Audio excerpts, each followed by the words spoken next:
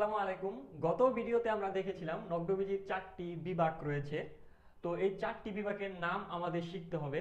তার আগে জেনে রাখা প্রয়োজন, নগ্নবীজির বর্তমানে টোটাল প্রজাতি রয়েছে 721টি এবং জেনাস বা গণ রয়েছে 83টি। আর এই যে 721টি প্রজাতি, এটা কিন্তু প্রতিনিয়ত কমছে। আগে কিন্তু প্রজাতির সংখ্যা আরো বেশি ছিল, হাজারের বেশি ছিল। এখন বর্তমানে 721টি রয়েছে। আচ্ছা, তো 4টি বিভাগ সম্পর্কে আমাদের জানতে হবে।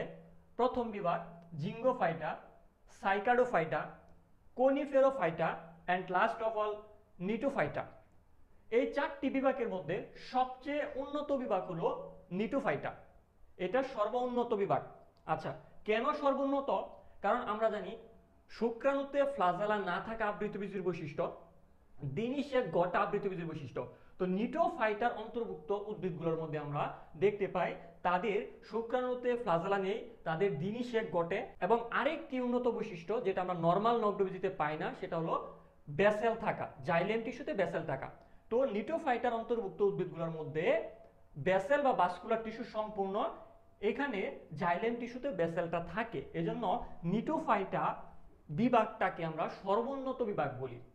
আচ্ছা, তো আমরা ইতিমধ্যে জেনেছি নগ্নবীজির টোটাল 721টি প্রজাতি রয়েছে। কোন বিভাগে কয়টি করে প্রজাতি রয়েছে সেটা আমাদের জানতে হবে। দেখো, জিঙ্গোফাইটাতে রয়েছে 1টি প্রজাতি, সাইকাডোফাইটাতে রয়েছে 100টি প্রজাতি, এবং এইখানে উল্লেখযোগ্য যে সাইকাডোফাইটার গণ সম্পর্কে তোমার জানতে হবে। এখানে কয়টি গণ রয়েছে? উত্তর হলো 9টি। সাইকাডোফাইটার প্রজাতির সংখ্যা কয়টি? 100টি। এবং গণ সংখ্যা কয়টি? উত্তর হলো 9টি। এটা আমাদের সিকিউয়ে লিখতে হয়, এটা আমাদের কাজে লাগবে, সো এটা শিখতে হবে। তারপর দেখো কোনিফেরোফাইটা। কোনিফেরোফাইটার সবচেয়ে বেশি প্রজাতি রয়েছে, সেটা হলো 550টি প্রজাতি। ঠিক আছে। তারপর নিটোফাইটা রয়েছে 70টি প্রজাতি। আমরা যদি টোটাল যোগ করি তাহলে হবে 721টি প্রজাতি। আরেকবার বলি, জিঙ্কোফাইটা 1টি প্রজাতি রয়েছে, সাইকাডোফাইটা 100, কোনিফেরোফাইটা 550 অ্যান্ড লাস্ট অফ অল নিটোফাইটা রয়েছে 70টি প্রজাতি। টোটাল হয় 721টি প্রজাতি। তো এমন প্রশ্ন আসতে পারে, সবচাইতে কম প্রজাতি রয়েছে বা সবচাইতে ছোট বিভাগ কোনটি? তখন উত্তর হবে জিঙ্কোফাইটা, কারণ এখানে টোটাল 1টি প্রজাতি রয়েছে, সো এটা সবচেয়ে ছোট বিভাগ। তারপর যদি বলে সবচেয়ে বেশি সদস্য বা সবচেয়ে বড় বিভাগ কোনটি, তখন উত্তর হবে কনিফেরোফাইটা, কারণ এখানে প্রজাতির সংখ্যা সবচাইতে বেশি। আচ্ছা, তো প্রত্যেকটা বিভাগ সম্পর্কে আমাদের কিছু কিছু তথ্য এমসিকিউ এর জন্য লাগবে। সেটা হলো, দেখো, জিঙ্গোফাইটার একটি সদস্য হলো জিঙ্গো বাইলোবা।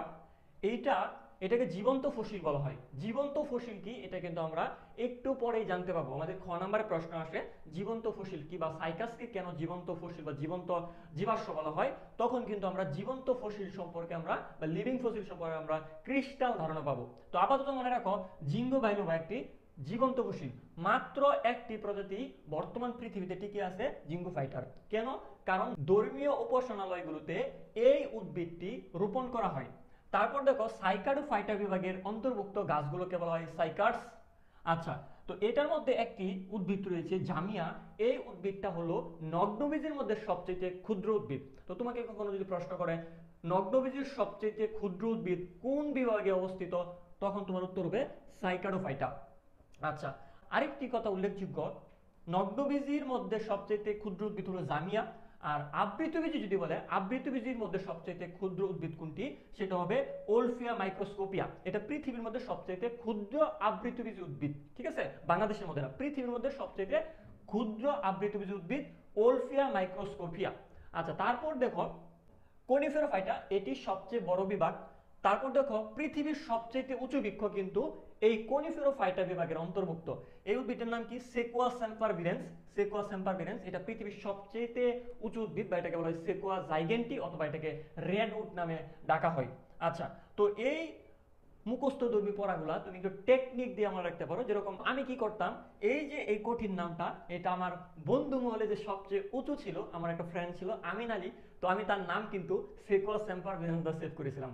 কারণ বন্ধু মহলে সে ছিল কি সবচেয়ে উঁচু বা লম্বা, এজন্য তার নামটা দিয়েছিলাম কি সেকোয়া সেম্পারভিরেন্স। তো এটার উচ্চতা হয় প্রায় 400 ফুটের মতো, 380 ফুট, বা কোনো কোনো বইয়ে লেখা আছে 120 মিটারের মতো।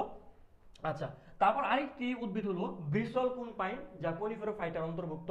এটি বিশ্বের সবচেয়ে প্রাচীন বৃক্ষ এবং এর বয়স প্রায় 5000 বছর। আমেরিকার নাভাডা এবং ক্যালিফোর্নিয়ায় এই সবচেয়ে প্রাচীন বৃক্ষ অবস্থিত, যেটির নাম ব্রিসলকুন পাইন। তারপর দেখো নিটোফাইটা কিন্তু সে নিজে নগ্নবীজী, বাট কিছু কিছু বৈশিষ্ট্য সে আবৃতবীজির সাথে মিল সম্পন্ন, এজন্য তাকে কিন্তু আমরা বলছি সর্ব উন্নত বিভাগ। তো নিটোফাইটার অন্তর্ভুক্ত 3টা উদ্ভিদ সম্পর্কে আমরা জানবো। নিটাম, এই নিটামের পাতা আবৃতবীজির মতো, অর্থাৎ নিটামের মধ্যে তুমি দেখতে পাবে যে এর বেসেল, জাইলেমের মধ্যে যে বেসেল থাকে এটা কিন্তু পরিপূর্ণ বা কমপ্লিট। আচ্ছা, এর আর্কিগোনিয়াম অনুপস্থিত।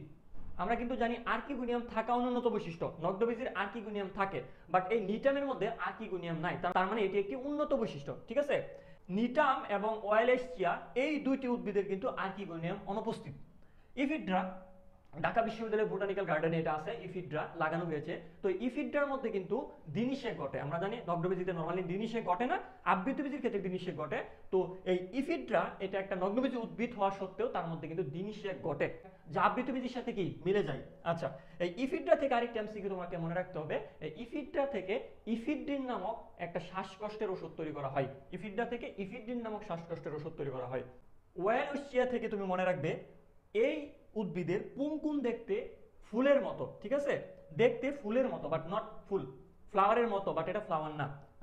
নামিবিয়া মরুভূমির ক্ষেত্রে এটি একটি এন্ডেমিক। আচ্ছা, এন্ডেমিক জিনিসটা কি তোমাদেরকে বলি।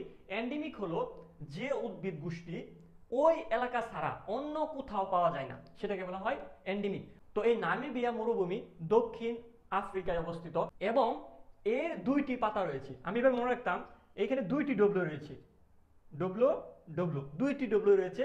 সো এখানে এই উদ্ভিদের 2টি পাতা থাকে। ঠিক আছে, আশা করি ক্লিয়ার।